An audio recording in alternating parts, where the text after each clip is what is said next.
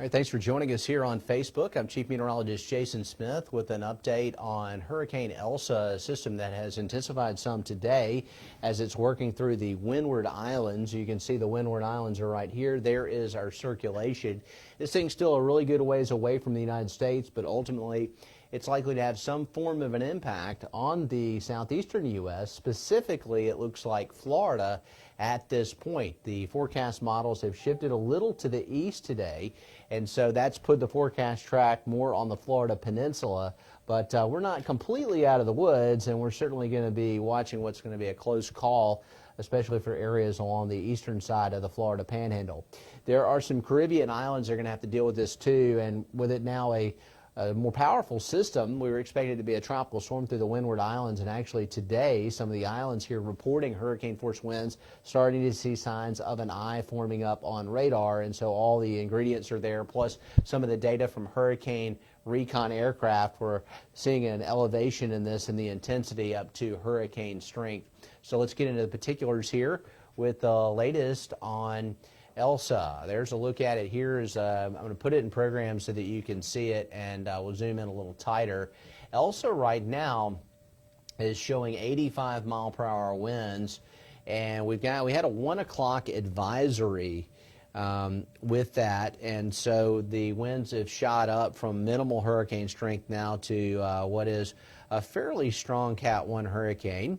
And it's on the verge of becoming a Category 2. It is going to be limited, we think, by its fast-forward speed, so that may have some impact on the overall circulation.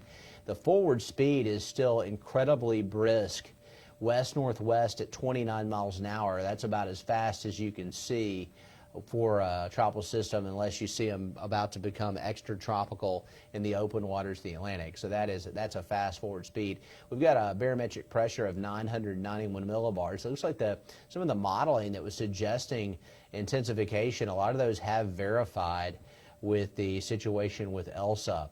Okay, the track on this one, and again, this will be updated at 4 o'clock. It'll be interesting to see what the National Hurricane Center does with intensity, because it's already on the verge of Category 2 strength right now. We think it's going to weaken some once it gets in the vicinity of Cuba. And so I've got to zoom in here on the track, and we are seeing that it's going to get very close to Haiti and the Dominican Republic. If it goes across Haiti, that's going to disrupt the circulation. There's no doubt about it. The land interaction there, you've got some very tall peaks there. It may skirt between Haiti and Jamaica. That would probably be the worst case scenario, especially if the center stays over water. And then eastern Cuba is very mountainous. It looks like it's going to be a real close call for eastern Cuba and may graze the southern coast of Cuba before crossing Cuba somewhere around the middle or western side of the island of Cuba. And western Cuba is not as mountainous as eastern Cuba. Now, there is a steering flow pattern in the atmosphere, and I'm going to come back to this, but right now I want to show you the models.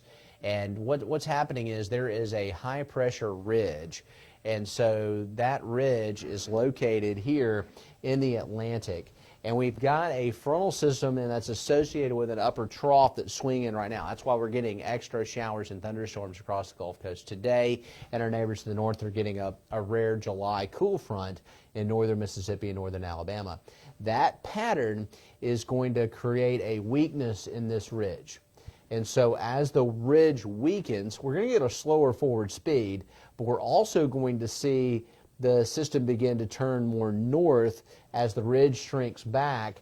It's not going to force it more on a westerly track. It's going to allow it to curl around the ridge. I mean, that ridge is sitting right out here south of Bermuda, and it's like a big bubble, and it's a circle, and so it's going to want to work its way around that circle. Here's another difference we're seeing in the models today versus yesterday.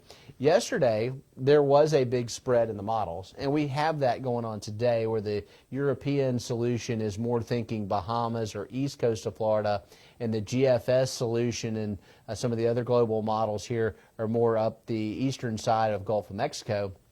But we're not seeing these outliers that are swung out this way now. Everything's starting to come up with this more, okay, it's going to take a northerly jaunt across the Gulf of Mexico. And if that's the case, if this thing goes in, let's say, even over up into Appalachia Bay, we're not going to see much of an impact here.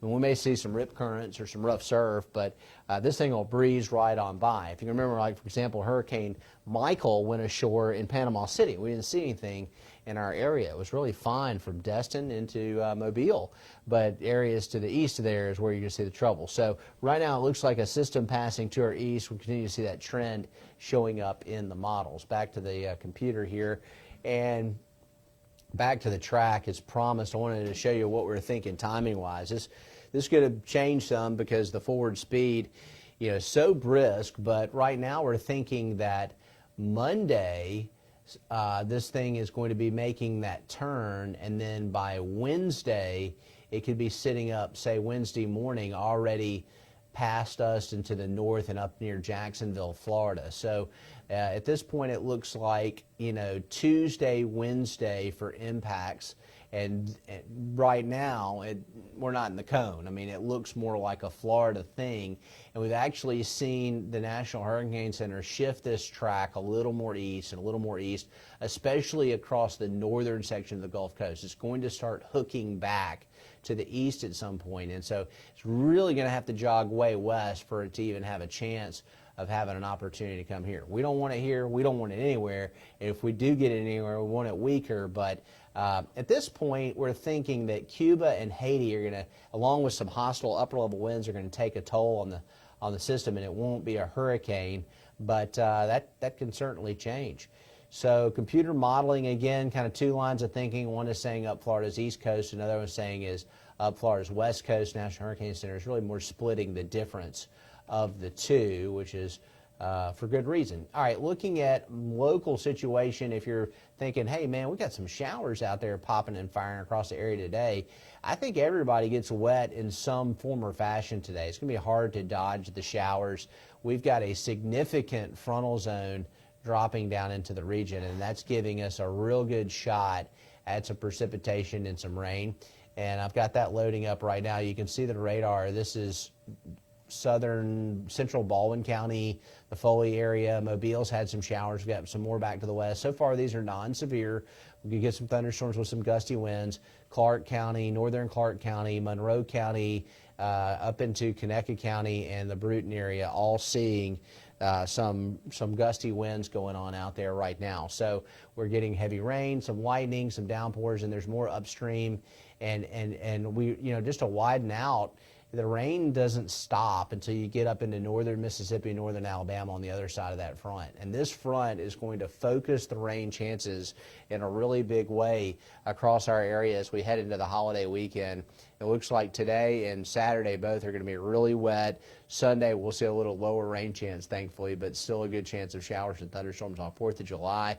I'll have an update coming up on Fox 10 News. Meteorologist Jennifer Lambers is back from Omaha, where she saw Mississippi State win the national championship in baseball, and she's in-house, so we'll be seeing her at 4 o'clock with new information from the National Hurricane Center. And then at 5 o'clock, I'll have an update on Fox 10 News at 5 p.m. We'll also be back at 9 and 10. And just ahead at 10 o'clock, that's when we get another big advisory. So the big advisory from the National Hurricane Center today, if you want an update, anything after 4 o'clock and after 10 o'clock, it's when you're going to get your freshest info on where we are. We can look at it. We can look at the computer models, but it's always good to get National Hurricane Center's take on this, too. They got a lot of good meteorologists looking at the system and determining what they think will happen. It's stronger than a lot of folks expected at this point, so we'll check in with you at 4, 5, and 9 p.m. with an update on Elsa and let you know how strong it is, if it gets a little stronger, and how strong we think it'll continue to be as it makes its way towards the Caribbean islands, and we'll track it over the weekend here on Fox 10.